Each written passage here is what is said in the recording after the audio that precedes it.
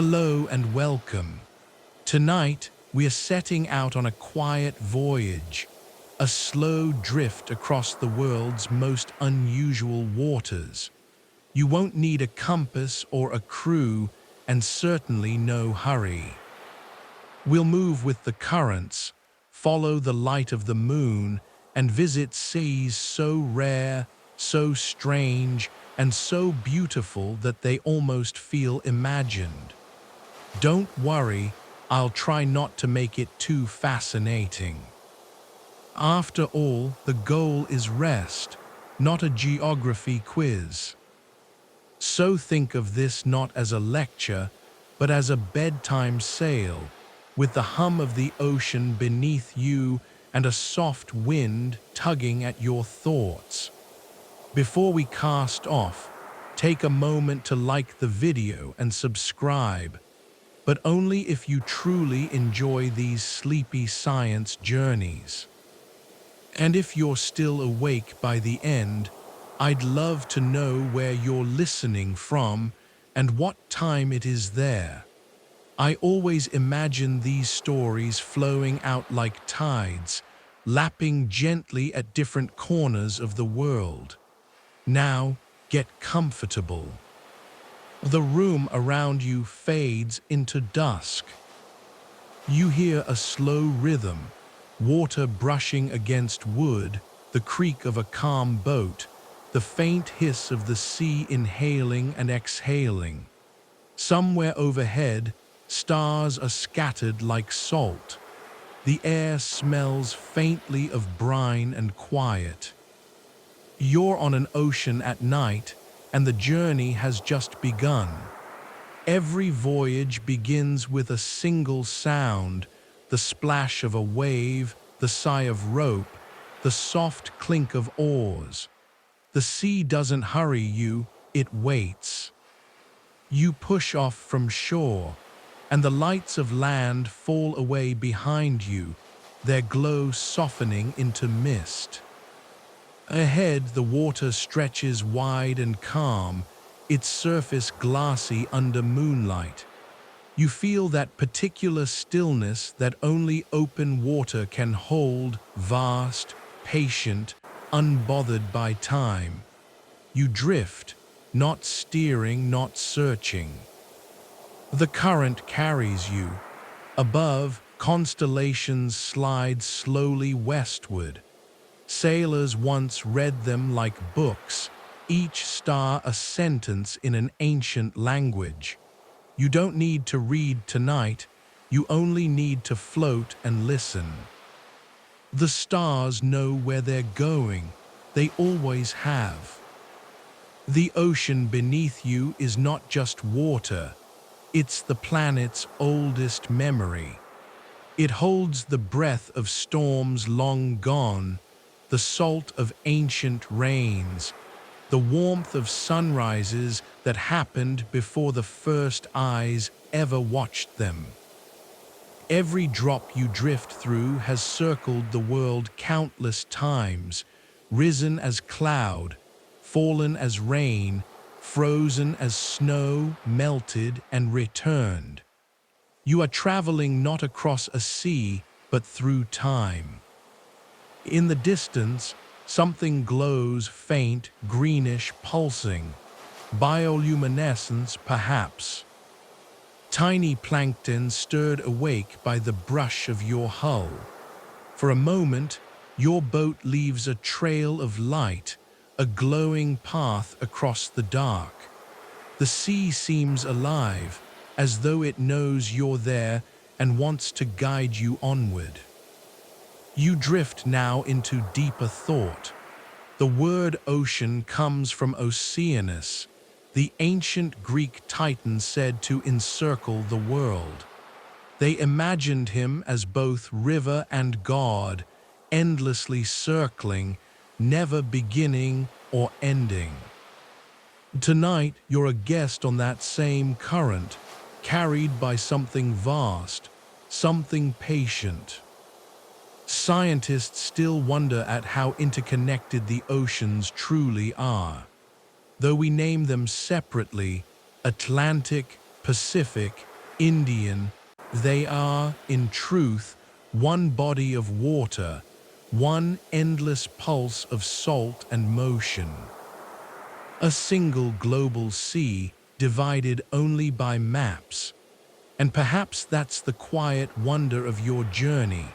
No matter which water you enter, you are always in the same ocean.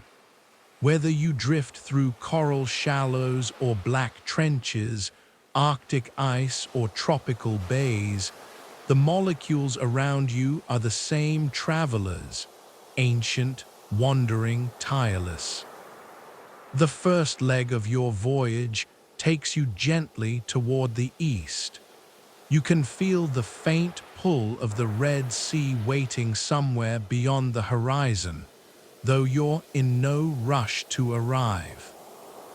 The night is wide, the air soft, and your mind begins to settle into rhythm with the waves. Each sway of the boat feels like a breath, each ripple a heartbeat. The stars above you blur slightly as your eyes grow heavy. And for a moment, you realize you're not so much moving through the sea as you are becoming part of it. The tide of thought slows.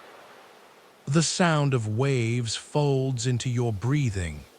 The ocean carries you onward to places where the water burns red, sleeps black, glows pink, and freezes blue. But for now, you rest in the calm in between. The journey has begun. The night drifts on, and by the time the first faint light of dawn touches the horizon, the water around you has changed. It has grown warmer, clearer, richer in color. The sky is tinted gold and rose, and beneath you, the sea mirrors it, glowing with hues that seem almost unreal. You've arrived at the Red Sea, though it isn't truly red. The name, like many things about this world, is more poetic than literal. Stretching between Africa and Arabia, this narrow sea has been here for millions of years, a long rift where continents once began to pull apart. If you could look down from above, you'd see its shape like a seam, a ribbon of deep blue running through endless desert. On both sides, the land is arid and sun-bleached, mountains rising from sand, dunes meeting the sea. Yet in the water, life explodes with color. You lean over the side of your small boat and look down. The shallows glow with corals, each one brighter than the last. Pinks, oranges, purples, yellows, shimmering in the morning light. The Red Sea is famous for its reefs, some of the richest on the planet, blooming with fish and sponges, feather stars and anemones. Tiny schools flicker like confetti. A parrotfish passes by, crunching coral and releasing puffs of white sand behind it, as though making art out of breakfast. And though the Red Sea's name may come from certain algae that sometimes bloom here, coloring the surface with a faint rusty hue, the water itself is crystal clear. It is one of the warmest and saltiest seas in the world, its density giving swimmers an easy buoyancy. You could lie back here and float, much like in the Dead Sea to the north, though here the water is very much alive. You drift closer to the shorelines now, where coral meets desert. It's a strange contrast, lifeless rock on one side, bursting ecosystems on the other. The air smells of salt and dust, hot and dry above, cool and alive below. A place of opposites, yet somehow in harmony. Scientists still marvel at how the Red Sea thrives despite its harsh surroundings. It receives almost no rain, no rivers flow into it, and yet it supports over 1,200 species of fish, many found nowhere else. The secret lies in the coral's adaptability, their partnership with hardy algae that can withstand the heat and salt. Even in a tough environment, life finds ways to bloom. You drift deeper now, and the reefs grow darker, denser. Small caves open beneath the coral, where moray eels peer from shadows and cleaner shrimp dance in delicate motion. A sea turtle glides past, unhurried, ancient. It moves as though it remembers every century the reef has seen. And scattered among the coral lie whispers of history, shipwrecks half buried in sand, hulls softened by growth and time. For thousands of years, people have crossed this sea. Egyptians, Romans, traders, explorers. The Red Sea has carried incense, spices, silk, and gold. It has seen pharaohs' ships and modern freighters alike. And beneath them all, the coral kept building, quietly, patient, and unbothered by empire. You drift now into one of the narrow gulfs at its northern edge, where sunlight filters like liquid glass. The water is so clear that shadows of fish paint the seafloor. Every movement feels slow, deliberate. The Red Sea is not in a rush to reveal itself. It prefers to shimmer, to hint, to suggest. Perhaps there is comfort in that. You do not need to see everything clearly to feel its beauty. Some places are best experienced in pieces, flashes of color, hints of warmth, glimpses of life. You close your eyes and listen to the hush of the water against the hull. The sea hums softly beneath the desert sun, like a secret kept for millennia. The Red Sea is a contradiction born of splitting continents, yet uniting two worlds, bordered by barrenness, yet bursting with color. A reminder that beauty often hides in extremes. So rest in this thought. The Red Sea is a painter that works with salt, sunlight, and patience. It turns the harshest landscapes into art, one coral polyp at a time. The journey has begun, one sea behind you, countless ahead. The next lies waiting, not red, but pale and still, a place where the water itself forgets how to move. The Dead Sea. You drift northward through the narrow straits that connect the Red Sea to its quieter cousin. The air grows drier, the landscape more austere. The mountains fade into beige and bone white, and the wind carries a faint mineral scent, sharp and ancient. Eventually, the water changes. It grows heavier beneath you, thick with salt, dense as memory. You have arrived at the Dead Sea, one of the strangest bodies of water on Earth.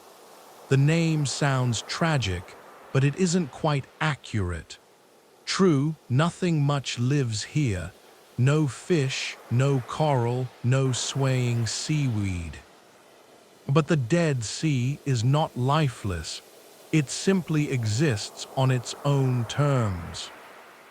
It is a mirror more than a sea, a place where salt outweighs water, and where the world seems to pause for a long, quiet breath.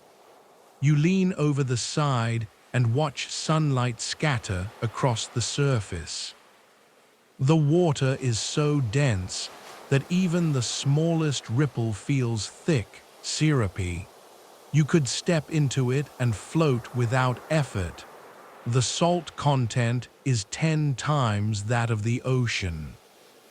People have floated here for thousands of years, reading newspapers, laughing softly as their feet refuse to sink.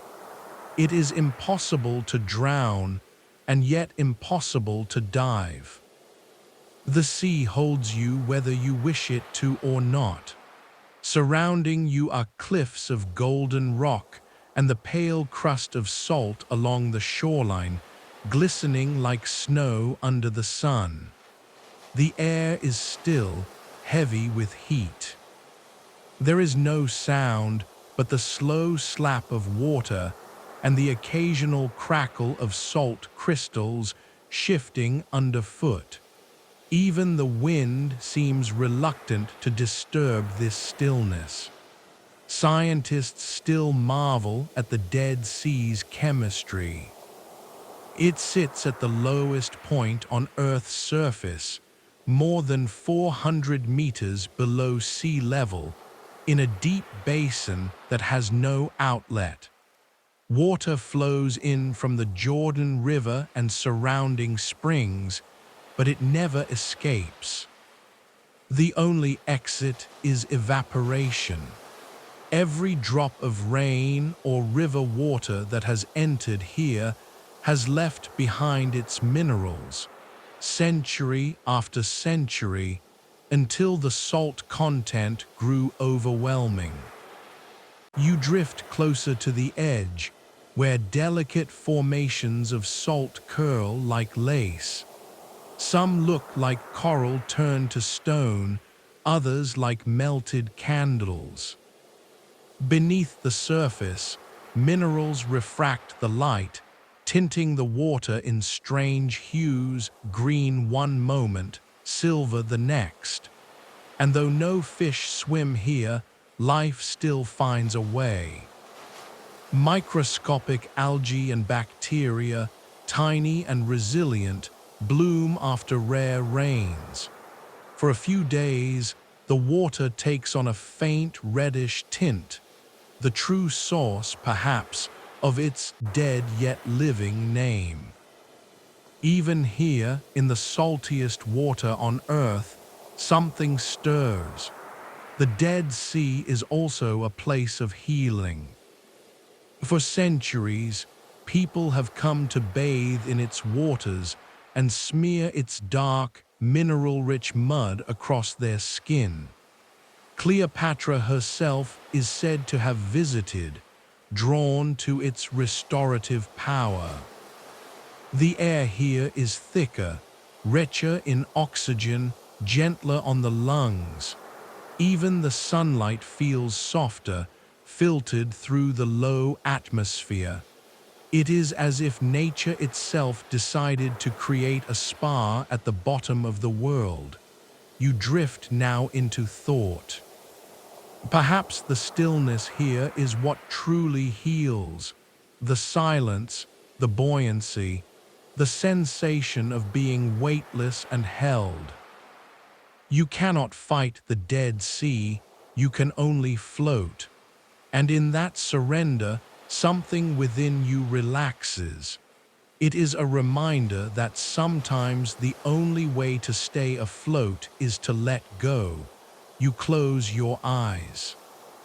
The heat is steady, the salt air clean, the water cradling you like glass. The world feels suspended, time slowed. There are no waves, no currents, no tides, just stillness, ancient, patient, absolute. And perhaps that's why it draws people here century after century. Not for its novelty, but for its silence. The Dead Sea is not an end, but a pause, a reminder that even motion needs rest, that even water can learn to be still. So rest in this thought. The Dead Sea teaches buoyancy not through strength, but through surrender. It holds you up when you stop trying to stand. The Red Sea gave us color and contrast, bursting with coral under desert heat.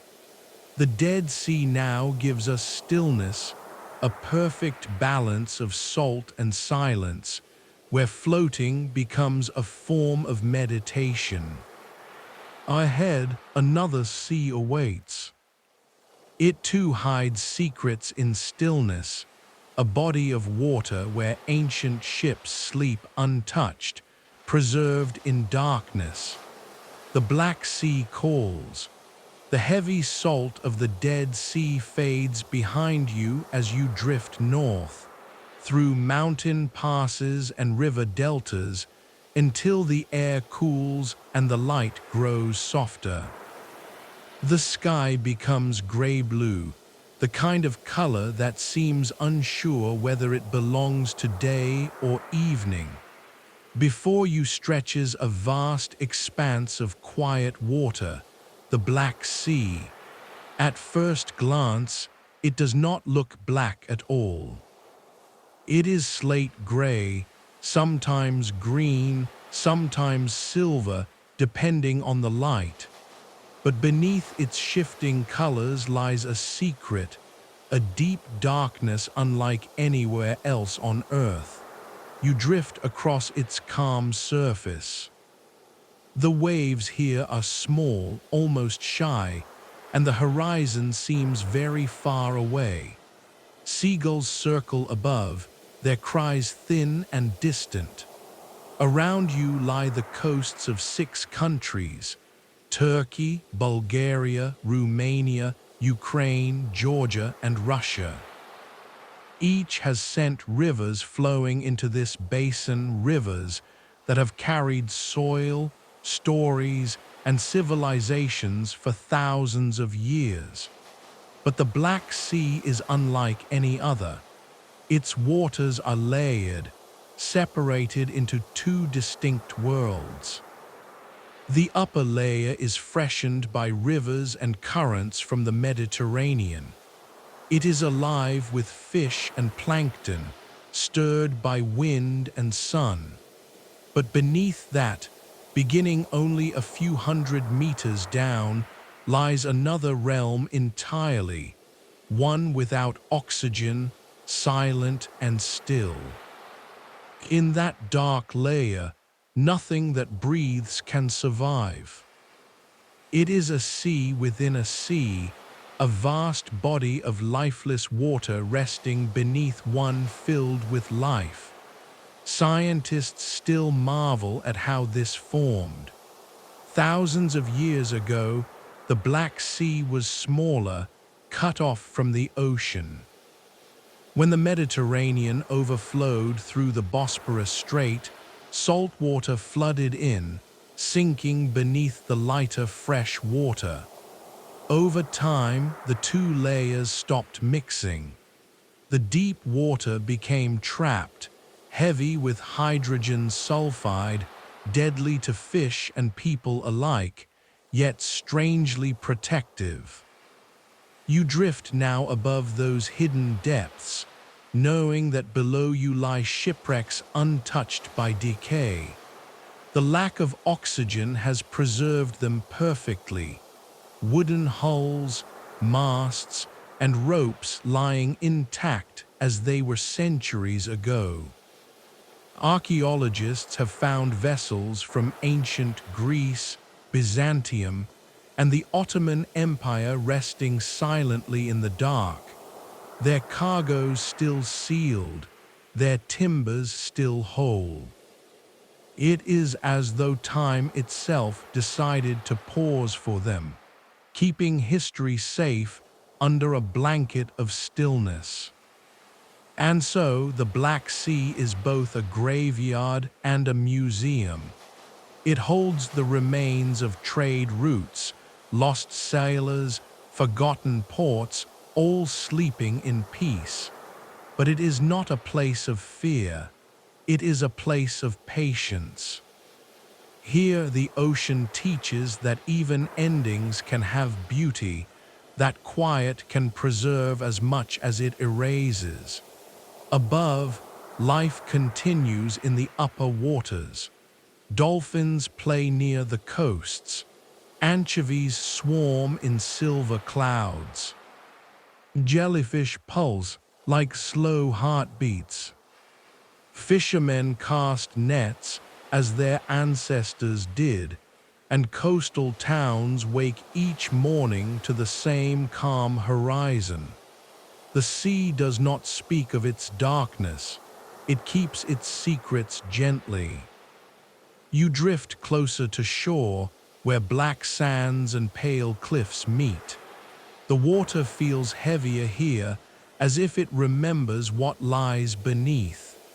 The air smells faintly metallic, touched with minerals from deep currents. A breeze brushes your face, cool, thoughtful, older than words. And perhaps the name, black, doesn't come from its color at all, but from the sense of mystery it gives, that feeling of depth, of quiet, of unseen space. Not a darkness that frightens, but one that invites contemplation. The Black Sea is not empty, it is full of memory. You lean back in your small boat and close your eyes. Beneath you lies a world without light, without breath, yet filled with echoes of history. Above you, clouds drift in slow procession, and the air hums softly with life. Between the two, you float balanced between life and memory, noise and silence, the seen and the unseen. Perhaps that is the gift of the Black Sea, perspective. It reminds you that not everything alive needs motion, and not everything dead is gone. Some things endure quietly beneath the surface, waiting to be rediscovered. So rest in this thought. Beneath calm waters may lie forgotten stories, preserved not by light, but by darkness. The Black Sea teaches that even silence has depth, and that memory, like water, finds ways to remain. The Red Sea gave us color. The Dead Sea gave us stillness. Now the Black Sea gives us memory, a living ocean above, a sleeping one below, and you drifting gently between the two. Ahead lies a colder horizon, the Baltic, where the sea meets ice and pine forests, and silence takes on a different kind of beauty. The soft darkness of the Black Sea fades as your journey drifts north. The air cools, the sky widens, and the light sharpens into something cleaner, a pale gold that seems to hang in the air even at twilight. Ahead lies the Baltic Sea, where forests meet the water, and the waves lap gently at shores of stone and pine. At first, the sea looks almost shy. It doesn't roar or glitter like tropical waters. Instead, it breathes quietly, calm even in winter. Its colors are subdued, silver, gray-green, sometimes the faint blue of a polished shell. But there is beauty in this restraint, a kind of stillness that feels like exhaling. The Baltic is young by the ocean's standards. Only after the last ice age, around 10,000 years ago, did the glaciers melt and fill its basin. In geologic time, it was born yesterday. Even now, its waters are a gentle mixture of salt and fresh, a brackish blend, not quite ocean, not quite lake. The rivers of northern Europe feed it, and only a narrow channel connects it to the Atlantic. It is, in many ways, a sea that still remembers ice. You drift now through that soft, cold water. It feels thicker, quieter. Below the surface, herring and cod swim through slow, pale light.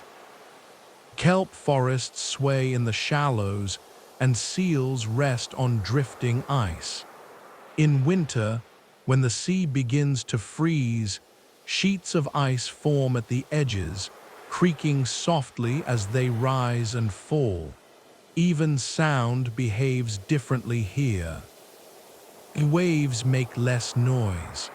The cold absorbs their energy until all that's left is a hush, a whisper against the shore. And along those shores, the world changes hue. Rocks are streaked with lichen, moss climbs over granite, and forests lean toward the water. Pine needles fall into the sea, their scent mingling with salt and snow. The Baltic smells of resin and brine, of earth and water in quiet agreement. Scientists still marvel at the adaptability of the life here. The Baltic salt is too low for many ocean creatures, yet too high for most freshwater ones. And so it is home to a rare collection of species that thrive only in its middle ground. Tiny crustaceans, soft-shelled mussels, fish that can tolerate both worlds. Even the seals here are different. Ringed seals that breed on ice, and gray seals that raise their pups in sheltered bays. You drift closer to the coast of Finland, where small islands scatter across the horizon, thousands of them, like stepping stones across the sea. Each one is a world of its own. A cabin, a birch tree, a dock with a single boat tied loosely to it. The people who live here move with the rhythm of the sea, fishing in summer, skating across frozen bays in winter. When the ice thickens enough, it becomes a road. Cars and sleds cross the frozen surface as though driving across glass. And beneath that ice, the world continues quietly. Fish slow their movements, their bodies adjusting to the cold. Plankton rest in suspended animation. The sea holds its breath until spring, when sunlight returns and everything wakes again. You drift now into a harbor. Wooden boats rock gently. The sound of gulls echoes over water that reflects the sky like metal. It is peaceful, but not empty.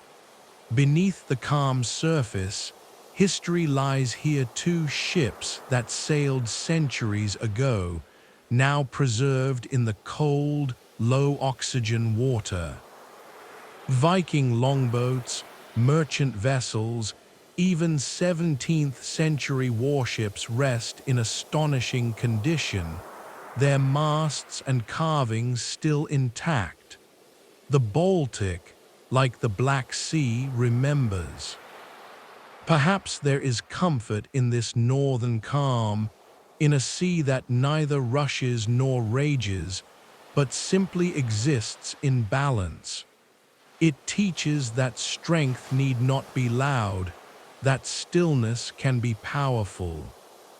You close your eyes, and for a moment you can almost hear the ice forming, a faint crack, a sigh, a settling sound, like glass cooling after being blown. Above, the stars shimmer with Arctic clarity. Below, the sea waits patiently for dawn. So rest in this thought. The Baltic Sea is the quiet breath of the north, a place where water and ice share the same voice, where life slows but never stops, and where even the cold feels kind. The Red Sea gave us color, the Dead Sea gave us stillness, the Black Sea gave us memory.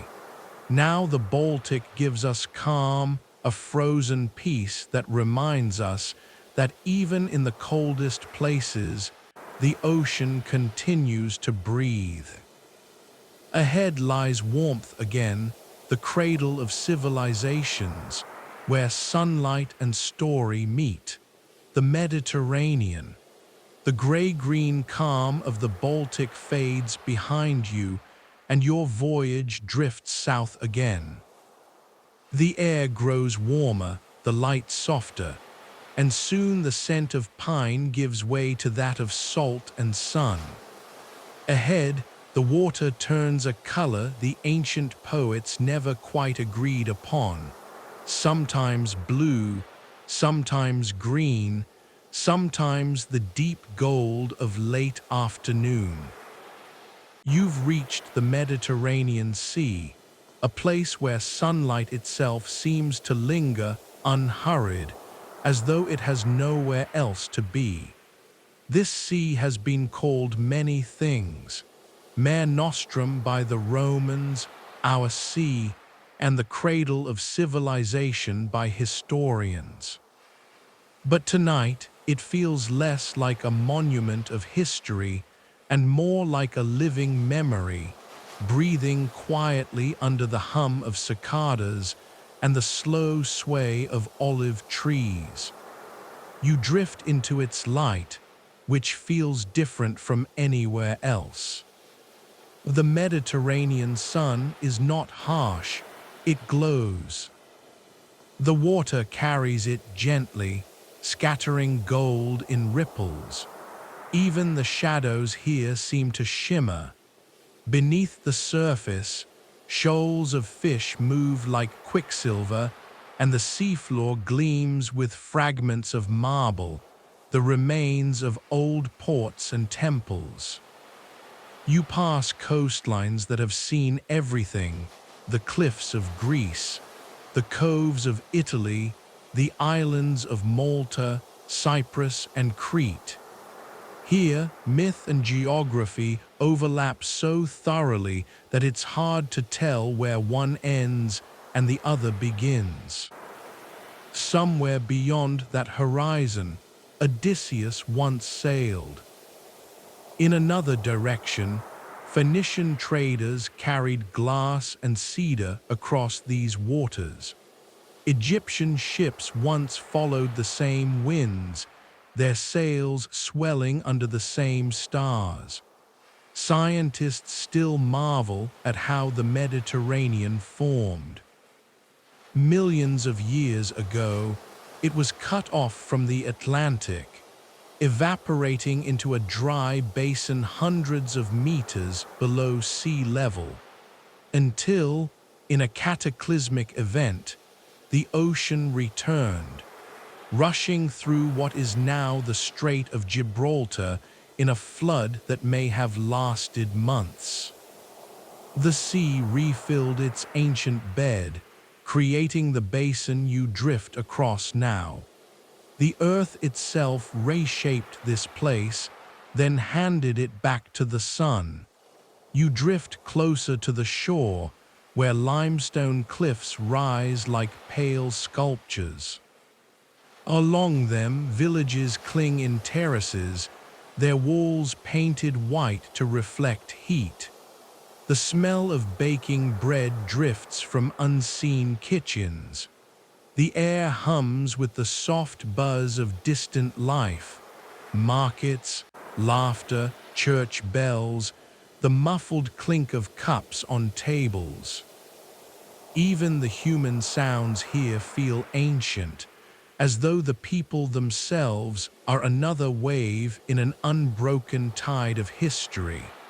Beneath you, the water is alive with color. Octopuses hide among rocks. Sea bream and wrasse weave between reeds. Patches of seagrass sway like fields under invisible wind. In the deeper reaches, coral and sponges still build their quiet empires, just as they did when Roman galleys passed overhead. You drift now over one of those old shipwrecks, its timbers worn but still visible. Amphorae lie scattered like seeds, their shapes softened by silt and coral. Time does not erase here, it only transforms. A broken jar becomes home to fish. A fallen anchor becomes a reef. The Mediterranean recycles history into life. And there are stranger corners still, pockets of water that are saltier or warmer, places where life adapts in quiet rebellion. Tiny organisms thrive where no one expects them, a reminder that even in ancient seas, evolution never sleeps. The air cools as the sun sinks toward the horizon. The sky turns violet, then indigo, and the first stars appear. The sea catches their light, and for a moment the surface looks like silk scattered with sparks. Somewhere a fisherman's lantern glows, and his reflection drifts toward you, trembling softly with the water. Perhaps that's what makes the Mediterranean eternal, its rhythm. Empires come and go, ships rise and sink, languages change, and still, the sea glows as it always has, holding everything lightly, letting nothing stay too long. You close your eyes. The sound of the waves becomes the sound of breathing. The air is warm, the water steady, the light endless. So rest in this thought. The Mediterranean is the sea of memory and renewal. It holds the ruins of empires and the seeds of every sunrise. It glows with what was and what always will be. The Red Sea gave us color. The Dead Sea gave us stillness. The Black Sea gave us memory. The Baltic gave us calm. Now the Mediterranean gives us light, a golden sea that never forgets and never fades.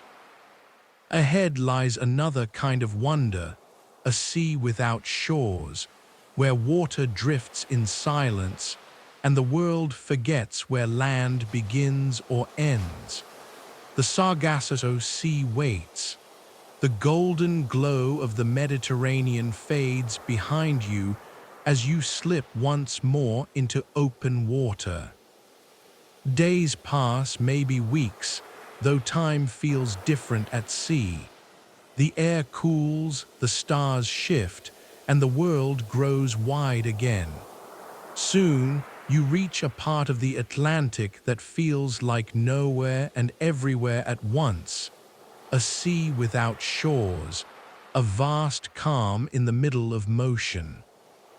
You have arrived at the Sargasso Sea. It is unlike any other sea on Earth. It has no coastline, no boundaries drawn by land. Instead, it's shaped by invisible walls, the looping ocean currents that encircle it like a slow, rotating cradle. The North Atlantic gyre spins gently, and in its center lies this strange, quiet expanse. Sailors who found it centuries ago described it as eerie, endless, almost supernatural. But there is life here, strange, floating life. You drift now through its surface, where the water is an astonishing shade of blue, clear, deep, and calm. In this vastness floats a living forest, the sargassum, a golden brown seaweed buoyant with tiny air-filled bladders spreading across thousands of kilometers. It does not anchor to the seabed. It drifts freely, blooming, breaking apart, and gathering again. It is a forest that never touches ground. Between the fronds, small creatures dart, shrimp with transparent bodies, baby eels shimmering like threads of glass, small crabs that scuttle from leaf to leaf. Fish the size of your thumb hide among the weeds, protected from predators in the endless blue. Even turtles, newly hatched from distant beaches, ride the Sargasso mats like rafts, resting as they begin their long migration across oceans. Scientists still marvel at the Sargasso's strange calm. Its waters are famously warm and nearly windless. Waves seem to pass it by, as though unwilling to disturb its peace. Yet beneath the calm, currents still swirl, slow, immense loops that carry nutrients and life in subtle cycles. The sea is quiet, but never still. And for centuries, its quiet, unnerved sailors. Old maps marked it as dangerous, a place where ships might become trapped in weed, their sails drooping in windless air. Tales grew of ghost ships drifting through the floating forest, of compasses that spun uselessly, of eerie lights beneath the water. Even Christopher Columbus wrote of it, describing seas covered with herbs like islands. You drift deeper into this floating garden, brushing aside ribbons of weed that trail in the current. The sunlight here feels clearer, the sky more open, the horizon endless. The Sargasso's peace is not empty, it is alive, but softly so, its life miniature and deliberate. And the Sargasso plays another quiet role. Each year, eels from rivers across Europe and North America swim thousands of kilometers to spawn here, in this warm blue cradle. Their young, tiny, life-shaped creatures drift on the currents for years before returning home. No one has ever seen the eels actually spawn, but their journey is certain. They return to the same place, generation after generation, guided by instincts older than history. You think of that, creatures leaving rivers, crossing oceans, drawn by something they cannot name, only feel.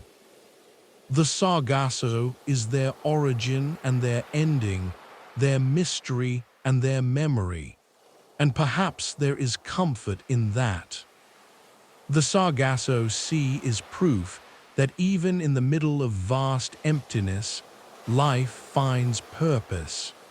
It builds floating forests, guides migrations, and shelters travelers. It is both a home and a way station, a garden and a map. You close your eyes and let your boat drift. The sound of water is faint here, almost absent. You can hear your own breathing more than the seas. Around you, the world glows blue and gold. The floating weed rustles faintly against the hull, whispering secrets you can't quite understand. So rest in this thought. The Sargasso Sea is the ocean's calm heart, a place that doesn't need land to define it or noise to prove its life. It drifts as you drift, slow and patient, carrying tiny creatures, lost ships, and the oldest of instincts. The Red Sea gave us color, The Dead Sea gave us stillness. The Black Sea gave us memory. The Baltic gave us calm. The Mediterranean gave us light. Now the Sargasso Sea gives us serenity, a floating forest at the center of the world, where even the waves stop to rest. Ahead lies warmth again, the turquoise shimmer of islands, laughter of wind in palm trees, and the bright pulse of coral under sun. The Caribbean awaits. The calm of the Sargasso fades behind you, its drifting weeds dissolving into the vast Atlantic. The air grows warmer again, fragrant and alive, and soon the color of the sea begins to shift.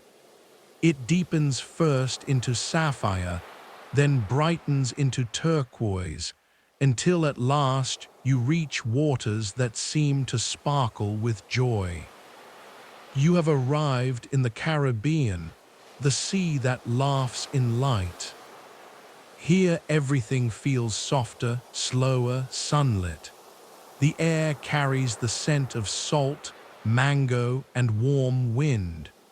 Palms lean toward the shore as if eavesdropping on the tide. The sand is pale as sugar, and the water glows with a blue so bright it seems lit from within. You drift closer to the islands, each one fringed with coral, each one humming with life. Schools of silver fish flash like coins in sunlight. Sea fans wave lazily in currents. Turtles rise to breathe, their shells glinting gold and green. Somewhere beneath you, a stingray glides across the sand, leaving a perfect ghostly trail. But the Caribbean is not just beautiful, it's layered, like a story told in many voices. The reefs, the volcanic peaks, the trenches that drop into midnight depths, each holds a different chapter. Some islands, like those of the Lesser Antilles, were born of fire, their mountains steep and forested.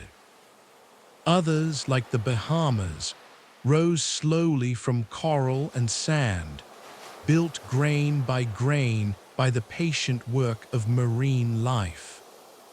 Scientists still marvel at how full of contrasts this region is. Warm, shallow lagoons rest beside sudden drops thousands of meters deep. Gentle trade winds brush over dormant volcanoes. Rainforests grow within sight of dry, sun-baked cliffs. The Caribbean contains the calm and the storm in equal measure. You drift now above one of its reefs. The coral here glows in vivid colors, oranges, pinks, violets, and fish weave through them like living jewels. A parrotfish crunches coral, producing the sand that will one day build another beach. Nearby, a small squid pulses with soft light, its colors shifting with each breath. Even the shadows seem alive, moving in the dance of sunlight through water. And yet, this sea is also ancient. Beneath its laughter lies a memory of creation. Long ago, this region was shaped by titanic forces, the slow grinding of tectonic plates, the meeting of continents, the rising of volcanoes. Each island is a survivor of fire and water, cooled and softened by time. You drift past one of those volcanic islands, its slopes green, its summit clouded. Steam still seeps from its soil. On the shore, black sand gleams wet and smooth, each grain once molten, now cooled into quietness. The Caribbean's beauty, like much of nature's, was born from upheaval. And the sea itself carries voices of history. Indigenous peoples once sailed between islands in canoes, guided by stars and currents. Later came explorers, traders, colonizers, the good and the cruel mixed in equal measure. The Caribbean remembers them all. Its waters carried gold and spices, but also stories, songs, and sorrows. In its depths lie shipwrecks, some lost to storms, others to greed, now softened by coral and time. You drift closer to a shallow bay where the water glows like liquid glass. The surface ripples with reflected sky. Beneath you, conch shells lie half buried in sand, and a lone starfish rests, patient and radiant. Everything here feels both alive and eternal. At night, the Caribbean changes its mood. The laughter softens into a lullaby. Plankton glow in the waves, painting the shoreline with blue fire. You can trail your fingers in the water and watch light bloom from your touch. Each wave becomes a spark, each movement a shimmer, as though the sea itself is breathing in color. And perhaps that's what makes the Caribbean so beloved, its ability to hold joy. Where some seas are solemn or silent, this one sings. It hums with warmth and possibility. Even its storms, fierce as they are, seem to pass quickly, giving way again to sun and calm. You lie back in your boat, floating under stars. The night breeze smells of salt and flowers. Somewhere on the shore, laughter drifts across the water, faint, happy, carried by wind. The sea reflects it, amplifies it, and folds it into its rhythm. So rest in this thought. The Caribbean is the sea that smiles. It is warmth made liquid, light turned into sound. It is coral and memory, storm and calm, laughter and lullaby, all at once. The Red Sea gave us color. The Dead Sea gave us stillness. The Black Sea gave us memory. The Baltic gave us calm. The Mediterranean gave us light. The Sargasso Sea gave us serenity. Now the Caribbean gives us joy, the laughter of water under a tropical sun. Ahead lies another wonder, a living labyrinth so vast it can be seen from space, where color becomes cathedral and life builds with patient devotion.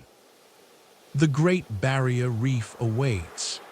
The laughter of the Caribbean fades behind you, and your voyage turns eastward again, far across the open Pacific, where the sky seems wider, the light sharper, and the horizon never still.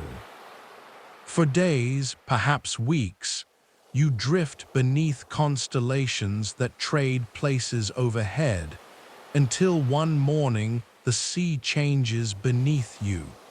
It glows with a clarity unlike any other water in the world. You've reached the Great Barrier Reef, the living labyrinth of color and light, stretching for over 2,000 kilometers along the coast of Australia. At first, you don't see its scale. The reef doesn't rise in cliffs or roar in waves.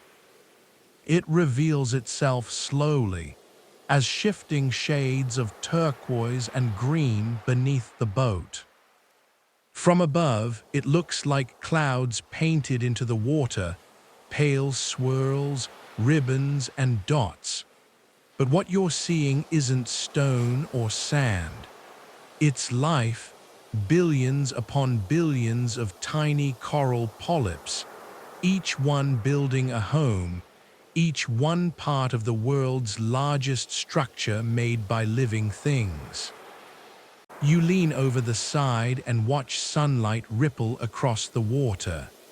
The surface glitters, but the real show is below. Coral branches reach upward in all colors, pinks, purples, golds, and blues, so bright they look almost artificial. Small fish dart between them like sparks, each one flashing as it turns. A clownfish weaves through the arms of a sea anemone, bold and orange against soft green. Parrotfish nibble at coral, releasing faint clouds of dust that drift like smoke. It's a world that seems to breathe in color. Scientists still marvel at how such vastness came from such small beginnings. Each coral polyp is only a few millimeters wide, yet together they form ridges, islands, and lagoons that can be seen from space. The reef is not one single structure but thousands, stitched together by time and tide. And though it looks like rock, it's alive, a city that never sleeps, where construction and erosion, birth and decay happen all at once. You drift now into one of its lagoons. The water here is shallow, warm, and impossibly clear. Rays of sunlight pierce the surface, painting bright paths down to the sand. Tiny bubbles rise from seaweed like strings of pearls. Every few moments, a shadow passes, a turtle gliding overhead, graceful and ancient, its flippers moving as if in slow motion. And not far beyond, the reef drops suddenly into blue infinity. From shallow garden to deep ocean in just a few meters, a cliff of coral that plunges into mystery. Schools of fish stream past, silver and endless. A reef shark circles lazily, curious but unthreatening. Everything here moves in rhythm, as if following the same unspoken melody. The reef is not only beautiful, but vital. It protects coastlines from storms, shelters thousands of species, and nurtures new life with every tide. Its coral colonies form nurseries where fish hatch, grow, and return. Even the creatures that leave, whales, turtles, migrating fish, seem to carry its memory with them, guided by instincts shaped in these waters. But the reef is fragile too. It thrives in balance, just the right temperature, the right light, the right chemistry. When the water grows too warm, the corals lose their color, expelling the algae that feed them. Scientists call it bleaching, but the word feels too simple for the heartbreak it describes: color fading from life, brightness dimming to white. And yet, even then, the reef endures. In cooler seasons, some corals recover, painting themselves anew. The reef's beauty lies not only in its colors but in its persistence. You drift farther, past small islands crowned with palms. Waves lap against their edges, carrying shells and coral fragments to the shore. Birds circle overhead, their cries echoing over turquoise water. From here, the horizon looks endless, the reef stretching beyond sight, its intricate patterns continuing for thousands of kilometers. It is a living map shaped by patience. As the day fades, the light changes again. The water turns golden, then violet, then a deep, soft blue. The reef glows faintly beneath the surface, like embers beneath ash. Fish settle into crevices. Sea cucumbers crawl slowly along the sand. Even the waves seem to quiet, as if the sea itself is preparing for rest. Perhaps there is comfort in this, that something so vast and intricate is built by creatures so small, each one simply doing what it can. The reef teaches that grandness is not born from size, but from connection. That beauty can come from cooperation, patience, and persistence, molecule by molecule. You lie back and let the boat drift. The stars begin to appear, scattered like bits of coral dust across the dark sky. Somewhere beneath you, the reef continues its slow, patient work, growing in silence. So rest in this thought. The Great Barrier Reef is the ocean's masterpiece, a living cathedral built by millions of unseen hands, glowing with color even in its quietest moments. The Red Sea gave us color. The Dead Sea gave us stillness. The Black Sea gave us memory. The Baltic gave us calm. The Mediterranean gave us light. The Sargasso Sea gave us serenity. The Caribbean gave us joy. Now the Great Barrier Reef gives us wonder, a reminder that patience can turn even the smallest life into something magnificent. Ahead, the warmth fades again. The next water is cold, pale, and still, a place where ice sleeps on the surface and light glows from the sky itself. The Arctic Ocean calls. The glow of coral fades behind you, and soon your boat drifts north once more. The air cools, the stars sharpen, and the colors of the tropics melt into pale silver. The horizon flattens. Clouds stretch thin and high. The water darkens and then lightens again until it seems to merge with the sky. You've reached the Arctic Ocean, a sea of sleep, where the world feels paused between breaths. Here silence has weight. The waves are slow, hushed beneath crusts of ice. The air tastes crisp, metallic, clean enough to sting your lungs. Every sound carries the crack of ice, the call of a distant gull, the soft groan of shifting flows. Even the smallest movement echoes in this stillness. You drift between sheets of ice, pale and glistening. Some are thin as glass, others rise like walls, sculpted by wind into smooth blue ridges. Beneath them, the water is impossibly clear. Sometimes, if you look closely, you can see faint light beneath the ice, sunlight bent and fractured, turning the sea into a cathedral of frozen glass. In this silence, life persists. A polar bear pads across the floes, its fur glowing faintly in the low light. A seal pops its head through a breathing hole, eyes round and dark as polished stones. In the depths below, Arctic cod shimmer in tight schools, feeding on plankton that bloom each summer when the sun returns. And whales move quietly under the ice, narwhals with spiraled tusks, belugas that chirp and sing, bowheads older than memory. Scientists still marvel at how life endures here.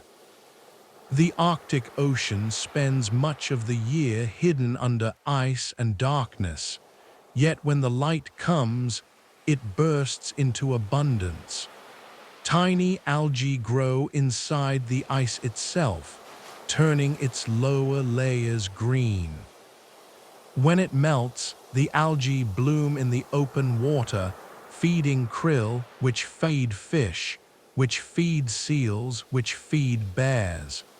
Even in the coldest silence, the circle continues. You drift now into the long twilight of Arctic summer when the sun barely sets. The light stretches endlessly, golden one moment, pale blue the next.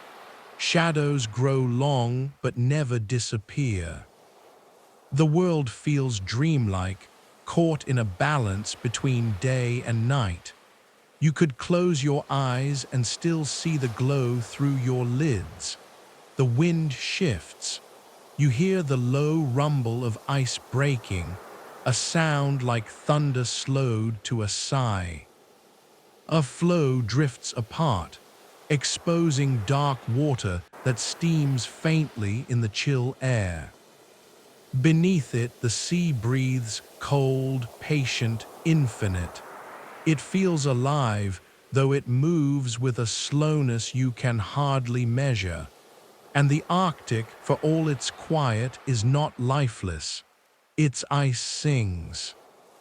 Scientists have recorded the groans and creaks of frozen sheets, the soft chimes of shifting crystals, the rumbles of hidden waves. To the ear pressed close, it sounds like the planet dreaming. You think of the people who have lived here for thousands of years, Inuit communities who read the sky, the wind, the ice. They know its moods the way you know your own. They tell stories of spirits that dwell within the sea, of animals that shape the world. To them, the Arctic is not barren. It is sacred, a breathing being, vast and slow. And perhaps that's its greatest lesson. In the Arctic, time expands. There is no rush here, no quick sunrise or sunset, no need to measure days. The world simply exists, suspended between stillness and motion, between frozen and flowing. You close your eyes. The cold is no longer sharp. It feels clean, even comforting. The sound of your breath mingles with the sigh of ice shifting against ice. For a moment, you can't tell where you end and the sea begins. So rest in this thought. The Arctic Ocean is the planet's dream of calm.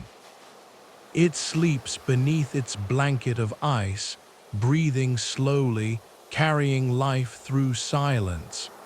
Even in its coldest depths, it teaches warmth, the kind that comes from endurance, from balance, from stillness that never breaks. The Red Sea gave us color, the Dead Sea gave us stillness, the Black Sea gave us memory, the Baltic gave us calm. The Mediterranean gave us light, the Sargasso Sea gave us serenity, the Caribbean gave us joy, the Great Barrier Reef gave us wonder. Now the Arctic gives us quiet, the world's deep breath, frozen and eternal. And when you wake again, you will drift south, toward warmer waters once more, where storms and stories swirl together on winds scented with spice and rain. The Indian Ocean is waiting. The frozen calm of the Arctic fades behind you as your journey turns south once again. The air warms by degrees, the scent of ice gives way to salt and spice, and the stars begin to wheel faster in the sky. Before long, the water turns deep sapphire, and a soft, humid wind brushes your face. You've reached the Indian Ocean, a sea of warmth, fragrance, and endless motion. Here, the sea feels different. It's not the measured pulse of the Atlantic, nor the steady breath of the Pacific. The Indian Ocean moves in patterns shaped by rhythm and change. The monsoon winds that shift direction each year, trading moisture between continents like gifts passed back and forth. It is the ocean of exchange, of trade, of language, of life. You drift now into its expanse. The air is thick with the scent of rain and faraway lands. The horizon glows faintly with heat. The waves are gentle, but beneath them lie powerful currents, invisible highways that have carried sailors and stories for millennia. Long before maps, people here followed the monsoon.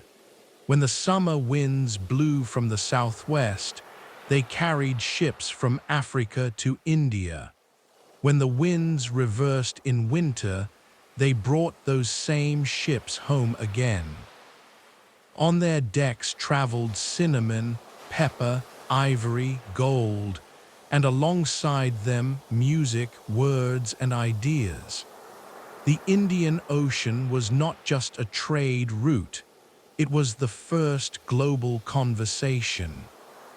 You drift past the ghost of a dhow, a traditional sailing vessel with curved hull and triangular sail. For thousands of years, these ships crisscrossed this ocean, connecting Zanzibar to Calicut, Arabia to the Spice Islands, carrying both treasures and tailies. In their wake, empires rose and faded. Yet the sea itself remained, warm and fragrant, always ready for the next journey. Scientists still marvel at the complexity of the Indian Ocean's moods. It is home to calm lagoons and raging cyclones, coral atolls, and abyssal trenches. It contains both the world's warmest surface waters and some of its most powerful undercurrents.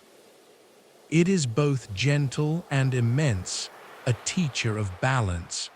You drift now through its shallows near the Maldives. Coral reefs bloom below, alive with fish the color of jewels.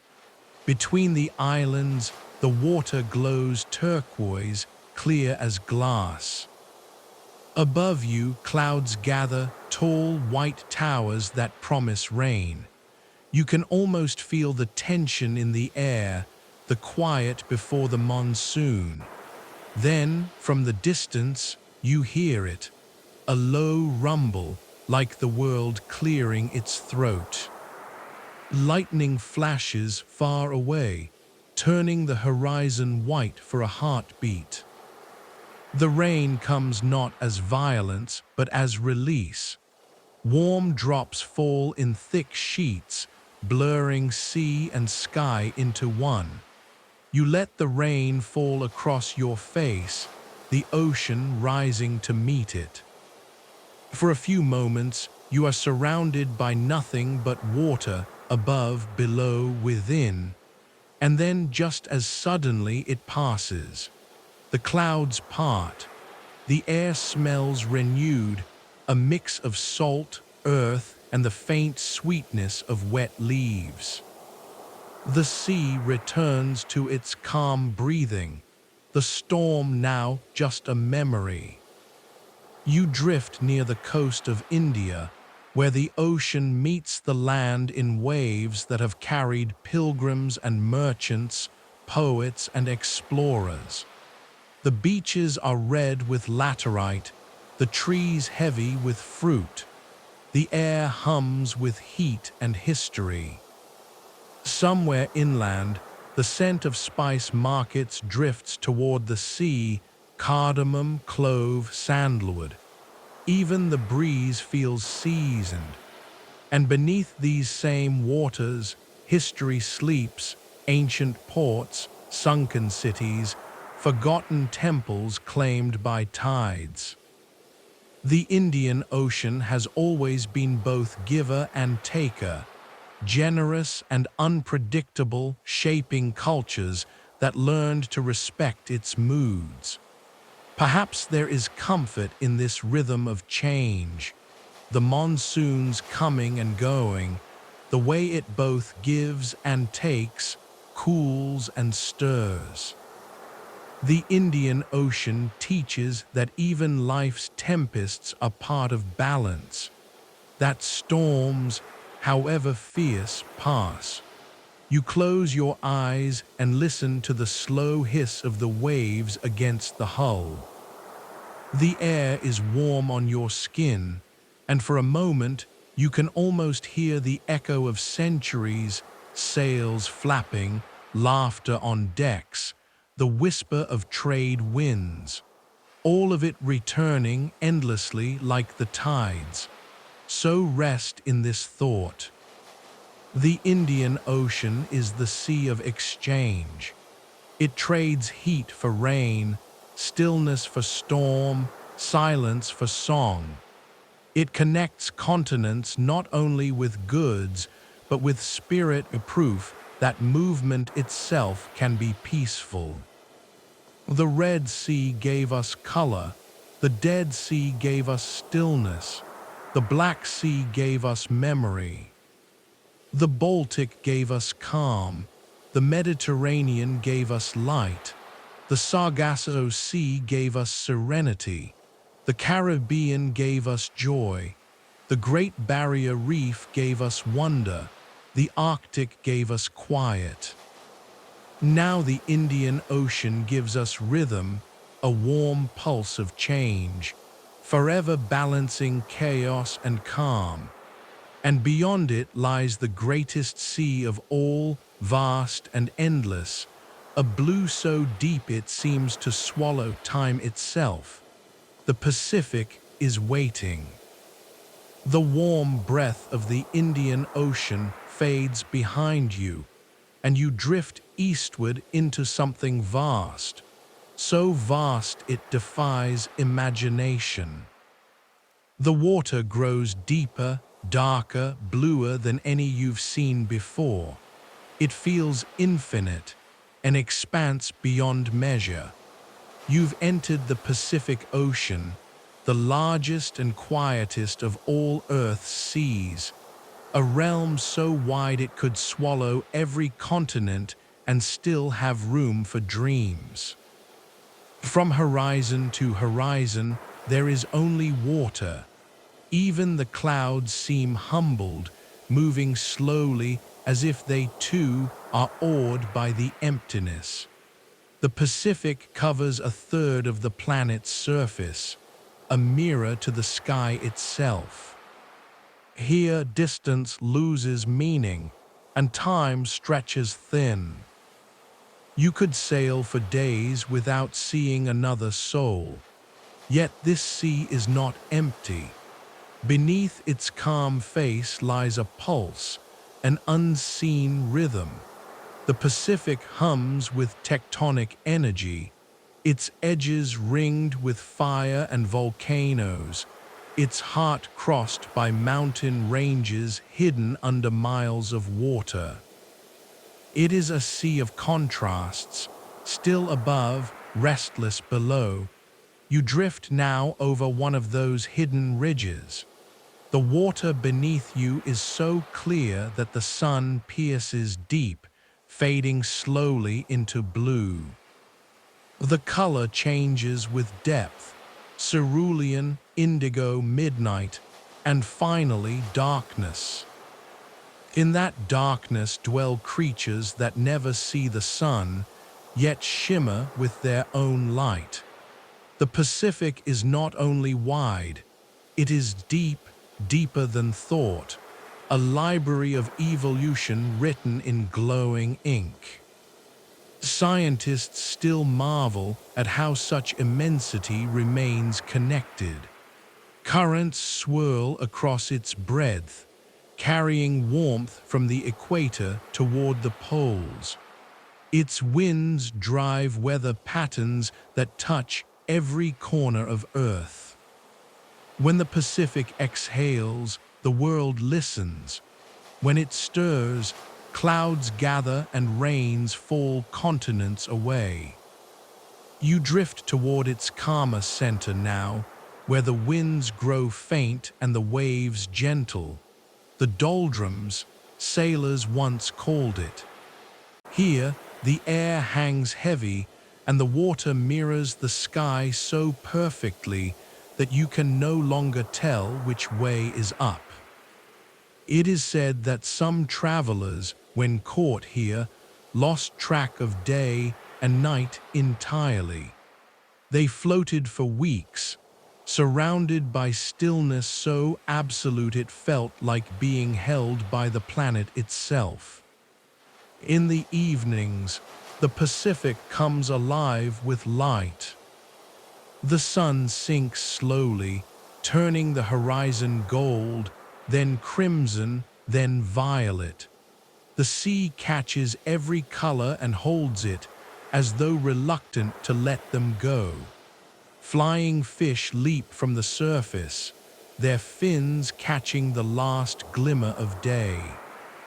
Far below, whales sing, notes so low you feel them more than hear them, rolling through the water like echoes of the world's heartbeat.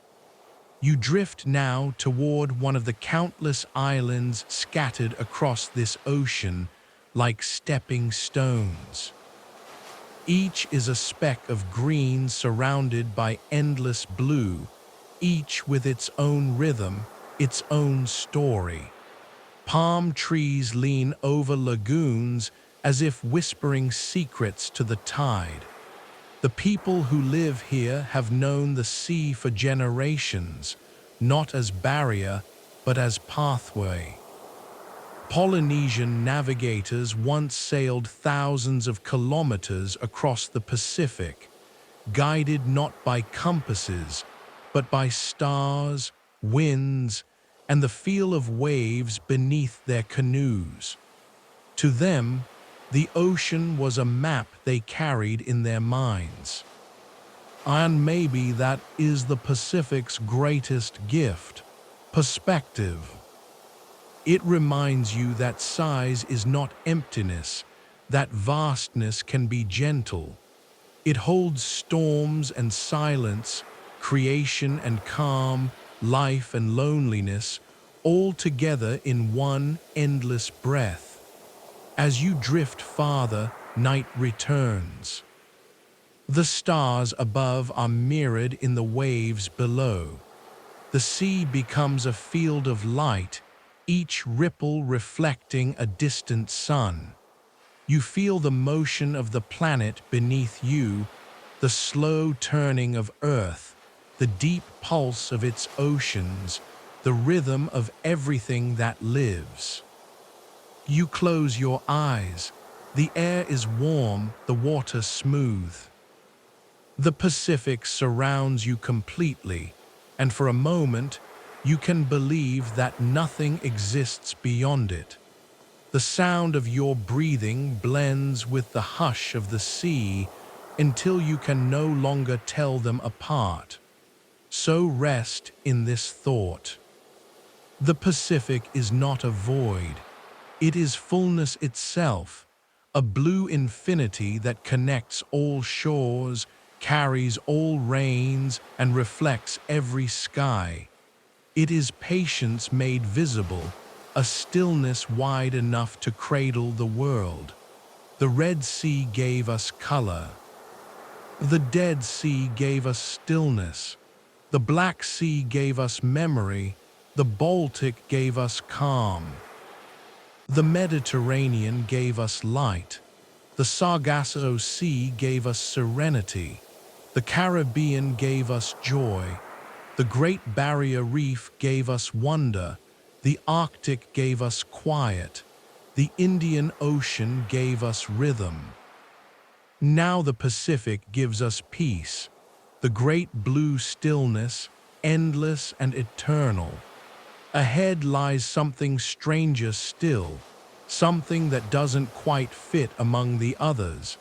A sea that blushes pink beneath the sun, that smells faintly sweet and glows like a dream. The pink lakes are waiting. The infinite blue of the Pacific softens as you drift inland again, into smaller waters, where the ocean's reach narrows into quiet miracles. You've traveled through seas of coral and ice, of color and calm, but now the waters ahead seem touched by something magical. They blush, they shimmer, they glow as if embarrassed by their own beauty. You have arrived among the pink lakes. At first, it seems impossible. The world's water is meant to be blue, green, gray, never rose or coral or bubblegum pink. And yet, here they are. Lake Hillier in Australia, the Salinas of Spain, Lake Ritba in Senegal, the salt flats of Mexico, scattered across the globe, small but radiant, each a mirror of liquid color. Seen from above, they look like spilled paint on the canvas of Earth. You drift toward one of them, its shoreline white with salt crystals, the air warm and still. The lake glows beneath the sunlight, a deep, milky pink that changes with each cloud passing overhead. At first you suspect reflection, perhaps a trick of light.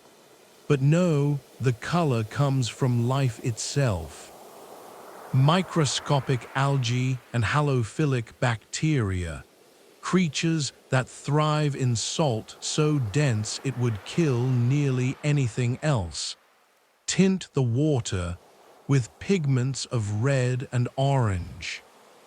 These organisms survive where others cannot, transforming extreme conditions into beauty.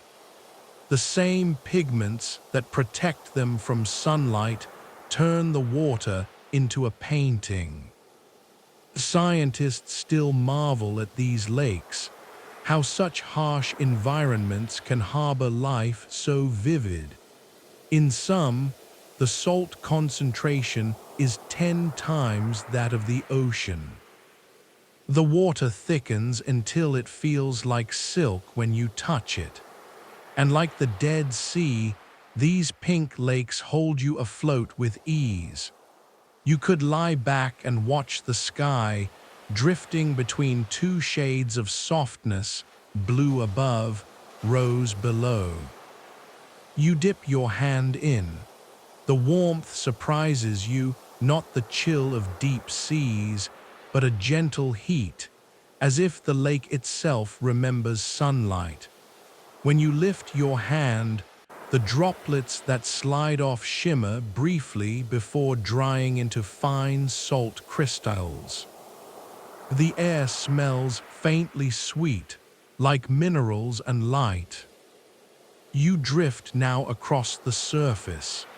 Flamingos wade nearby, their feathers tinted the same color as the water. They feed on the same algae that paint the lake, and in doing so, they carry the color into their bodies. It is as if the water and the birds share a secret, a quiet pact of beauty. And yet, these lakes are not mere novelties. They are records of endurance, places where water lingers after others have vanished, where life refuses to give up even in salt and heat. In their stillness lies a kind of stubborn joy, a reminder that color can bloom anywhere, even in hardship. You drift now to another strange water, a lake of pitch black beneath Iceland's volcanoes, where minerals stain it darker than midnight. And another, the shimmering turquoise pools of Pamukkale in Turkey, terraced with white stone that gleams like snow under the sun. Around the world, the planet keeps painting, experimenting, dreaming in minerals and microbes, light and salt. The Earth seems to have moods, each body of water a chapter, each color a feeling. Blue for calm, green for growth, black for depth, pink for wonder. You've floated through all of them now, each one a reflection of some aspect of the same vast ocean that binds them all. The sun begins to set over the pink lake, its light melting into gold, then amber, then rose again, as though the sky is returning the favor. The water mirrors it perfectly. You can't tell where the color begins or ends. For a moment, it feels like the planet itself is blushing, shy about how beautiful it can be. Perhaps that's the gift of these waters. They teach that nature still surprises, that beauty does not need reason. The pink lakes serve no grand purpose, make no sound, feed no great ecosystem. They simply exist, glowing in quiet defiance of expectation. So rest in this thought, not all wonders shout, some whisper in color. The world is full of small miracles that ask only to be noticed. The Red Sea gave us color, the Dead Sea gave us stillness. The Black Sea gave us memory, the Baltic gave us calm, the Mediterranean gave us light, the Sargasso Sea gave us serenity, the Caribbean gave us joy, the Great Barrier Reef gave us wonder, the Arctic gave us quiet. The Indian Ocean gave us rhythm, the Pacific gave us peace. Now the pink lakes give us surprise proof that even the strangest waters can still reflect the sky. Ahead lies one final descent, not to land or lake, but into the deepest place on Earth. A world so dark and immense that even light must surrender. The Mariana Trench awaits. The rose-colored lakes fade behind you, their gentle warmth dissolving into night. The air grows heavy, and the sound of waves deepens until it feels less like noise and more like heartbeat. You drift once more into open ocean, this time toward the far reaches of the Pacific, to a place where the sea hides its most secret self. There are no coral reefs here, no islands, no playful waves. The surface looks deceptively calm, smooth as oil, stretching endlessly in every direction. But beneath this quiet lies the greatest depth on Earth, a chasm so vast that Mount Everest could sink into it and still be swallowed whole. You have arrived above the Mariana Trench. It begins simply enough. A slow slope downward from the seafloor, then a steeper descent, and then an almost vertical plunge.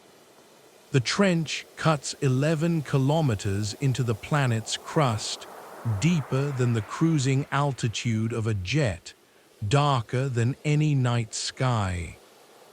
Down there, light cannot survive.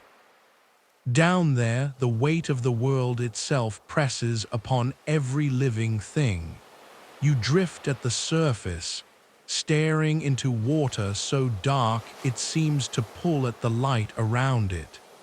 The ocean here feels endless not only in distance, but in depth. It's humbling, even a little unsettling, to imagine that beneath your boat lies an entire world unseen.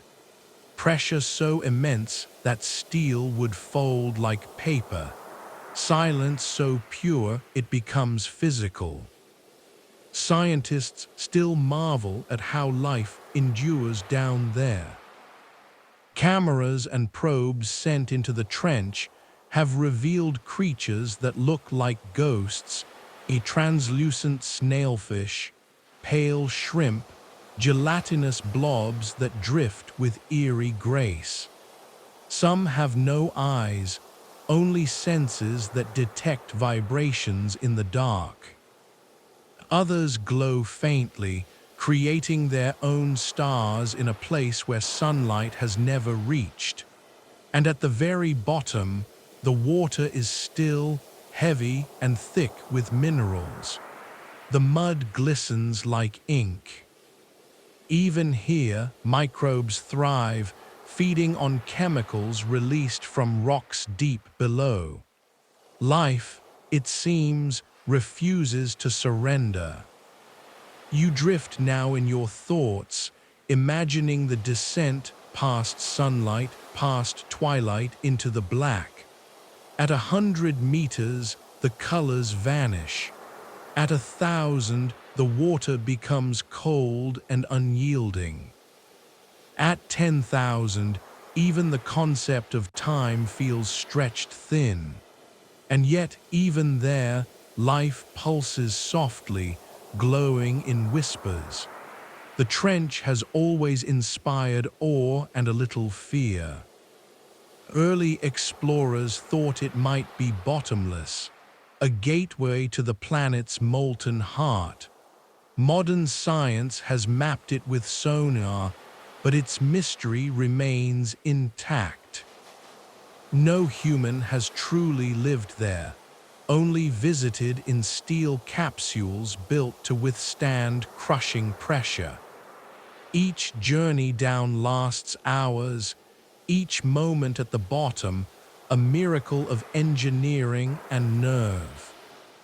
But the Mariana is more than a hole in the earth. It is a reminder of scale, of how little of the ocean we've truly seen. More than 80% of our planet's seafloor remains unexplored. Even now, in an age of satellites and sensors, the ocean keeps its secrets. The trench is not an exception. It's a symbol of how much mystery remains in the everyday world. You lean over the edge of your small boat and look down. Of course, you can't see anything. The darkness swallows even the moonlight. But if you stay quiet long enough, you can feel it, that immense weight, that deep silence, that sense of being perched on the edge of the planet's soul. It's not frightening anymore, it's peaceful. The kind of peace that comes from knowing how small you are in the grand design of things. And perhaps that's the lesson the trench offers, that depth itself can be tranquil. The ocean is not just wide, it is profound. And in its depths, the earth still dreams. You close your eyes, and for a moment, you imagine sinking slowly, gently, through layers of blue, green, gray, and finally black. The water grows cold, the light fades, the pressure builds, but still you drift, calm and unafraid. At the bottom, the world is quiet beyond sound, still beyond motion. Even gravity feels softer there, diffused by the weight of the sea. So rest in this thought. The deepest places are not always the darkest. Sometimes they are where the world's quietest light still glows, faint, stubborn, alive. The Red Sea gave us color. The Dead Sea gave us stillness. The Black Sea gave us memory. The Baltic gave us calm. The Mediterranean gave us light. The Sargasso Sea gave us serenity. The Caribbean gave us joy. The Great Barrier Reef gave us wonder. The Arctic gave us quiet. The Indian Ocean gave us rhythm. The Pacific gave us peace. The Pink Lakes gave us surprise. Now the Mariana Trench gives us depth, a silence so complete it becomes sacred. But even the deepest water belongs to the same world as the shallowest shore.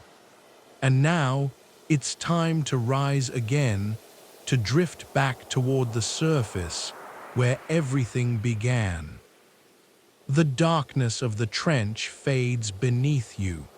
Slowly, gently, you begin to rise, not hurriedly, but in the unhurried rhythm of the sea itself. The pressure eases.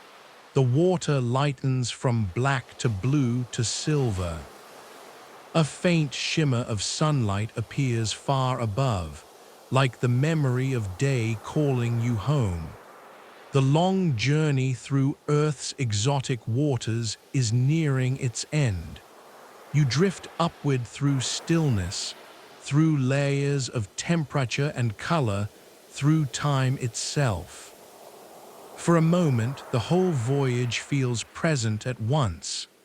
The warm coral of the Red Sea, the still salt of the Dead Sea, the dark calm of the Black Sea, the frozen hush of the Baltic, the golden glow of the Mediterranean.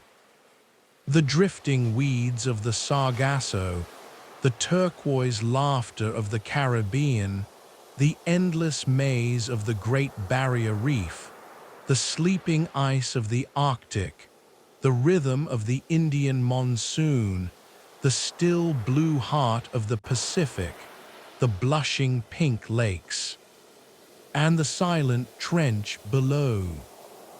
Every sea you have drifted through is still with you, layered like sediment in the memory of your mind. When you reach the surface, the water is calm, utterly calm. The horizon is pale gold. The air carries no scent of storm, only the soft tang of salt and warmth. You feel as though the whole planet has exhaled. The waves rock your small boat in a slow, almost imperceptible rhythm, the same rhythm you felt at the beginning of this journey. You realize that the seas have brought you full circle, not to where you started, but to where you belong. You lie back. The stars are fading as dawn rises, painting the sky with faint light. The ocean stretches in every direction, a mirror to the awakening sky. You can't tell where water ends and air begins. They merge seamlessly, like two halves of the same breath. In this moment, you understand what the seas have been teaching all along. Each one, vast or small, warm or frozen, wild or calm, has offered a fragment of the same truth, that the world is fluid. It moves, connects, and renews. Every droplet of rain, every wave, every tear, every tide, all are part of the same endless motion. Nothing is ever truly separate. Scientists might call it the hydrologic cycle. Poets might call it unity. Tonight, you might simply call it peace. You breathe in, slow and deep. The air is cool, the salt sharp in your lungs. You breathe out, and the sea breathes with you in perfect rhythm.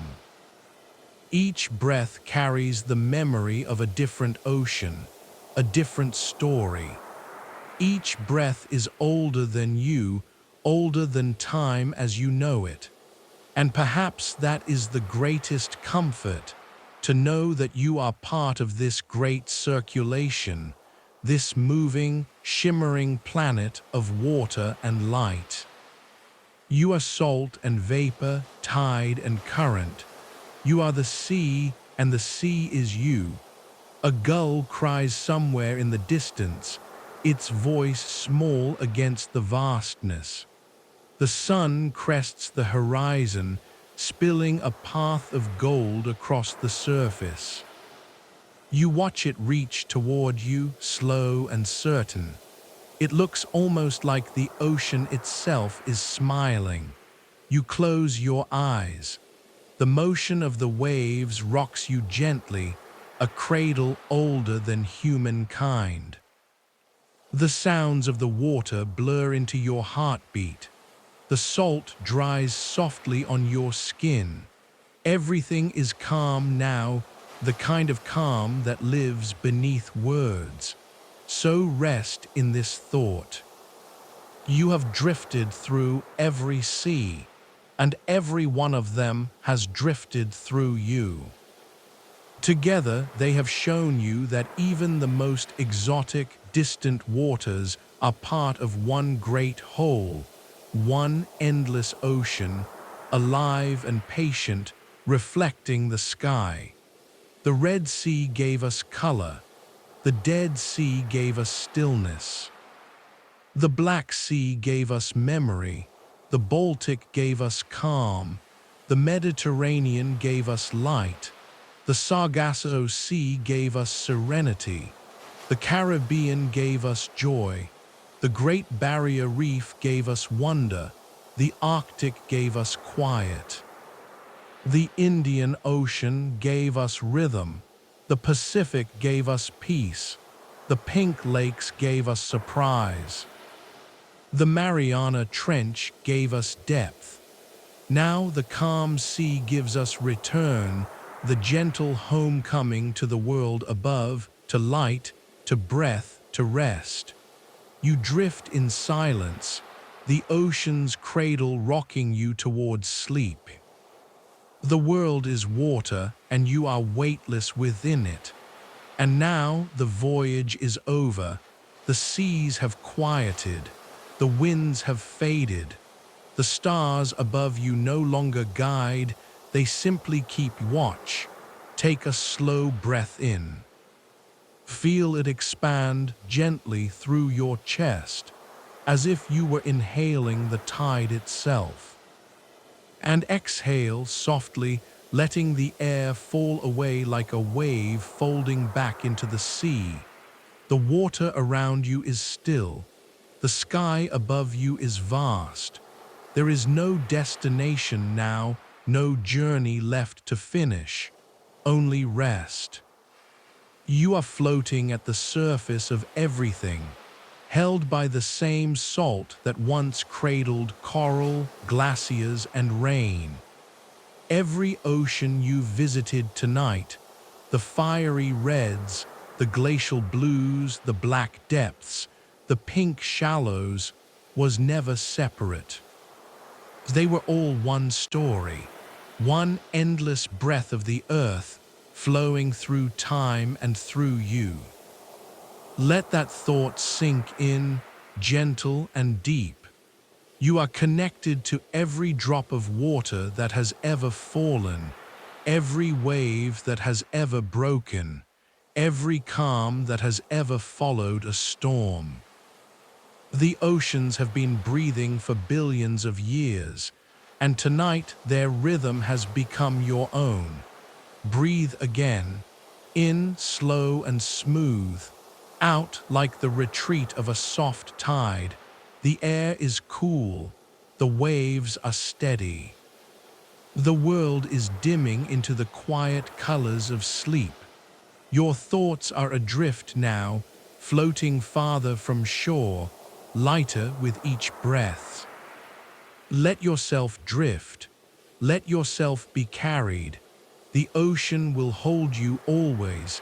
Nothing else is needed now, not sound, not motion, just the hush of waves and the slow rhythm of rest. The water sighs one last time, and so do you. All is calm, all is quiet, all is sleep.